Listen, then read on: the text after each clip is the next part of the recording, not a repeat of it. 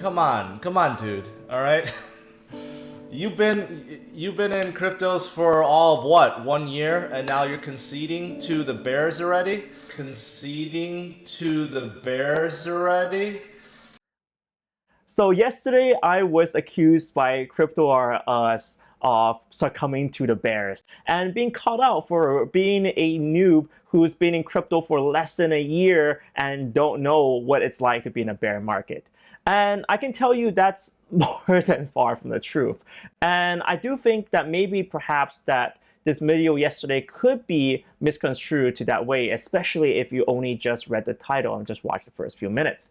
But what I wanted to say in that video is that there's more in this market than just being bear or a bull. There's more to life than just being black and white. There's many shades of gray. Not 50 shades of gray, okay, you know what I mean.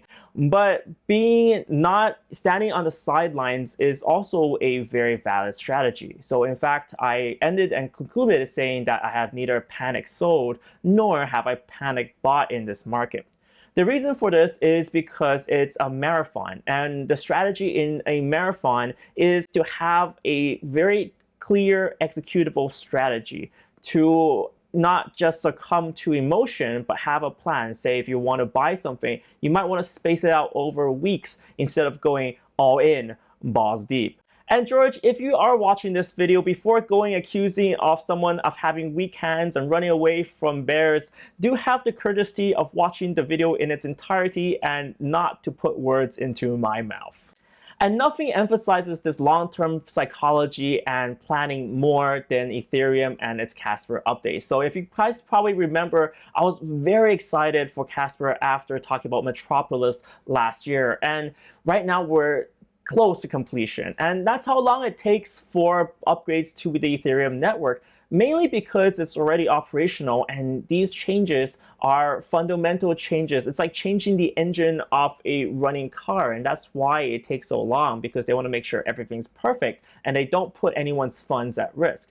But right now, Casper is a huge update because it contains two aspects. One is this migration to proof of stake, so we no longer have mining, so it's going to be more energy efficient, and it won't scale the same way as mining as well, so you won't favor the big miners. The second advantage here is that they're trying to bundle parts of sharding into that. So it's like a two-in-one package into Casper, and Vitalik has been hinting that it's almost ready. So in terms of development itself, it's actually quite interesting how the Ethereum team works on this. They do it in parallel. So they have two teams competing against each other, one led by Vitalik, the other by Vlad Zanfer. And they're trying to do two different types of approaches to how to execute a Casper like a proof of stake for Ethereum. Current stage, you're looking for formal proofs. They're looking for a mathematical proof that this code is operational before executing.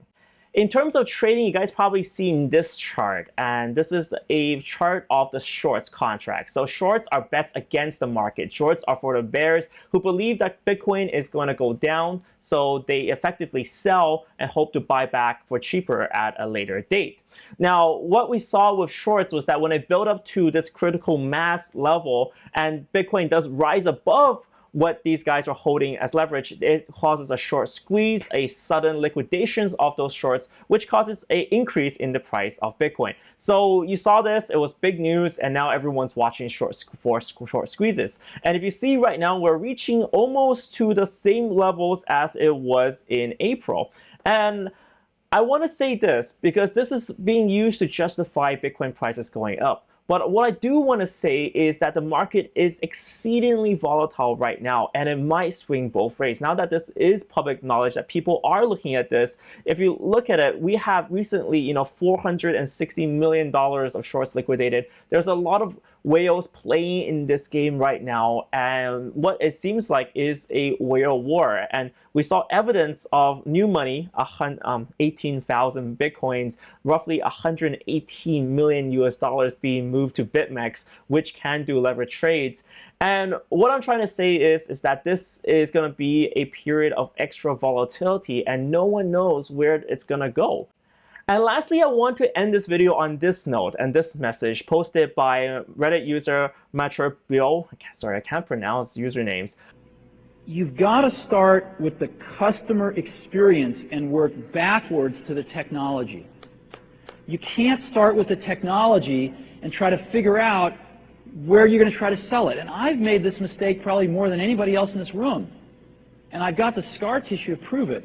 This is a topic that I want to explore a little bit more on this channel at a later date as well, because there's definitely a lot of projects that really just bundle the technology right now and hope for adoption, but that's not enough. And guys, that's it for this video. I'd love to hear what you guys think about this market as well. If you guys concerned that it is manipulated, seeing so much trade, like leverage trade activity, do you feel like that control is in the hands of traders? I'd love to hear what you think in the comment section below. Thank you guys so much for watching this video. Remember to click the like and subscribe button down below to help support this channel and also keep up with updates from me. Thank you guys so much for watching. See you next time.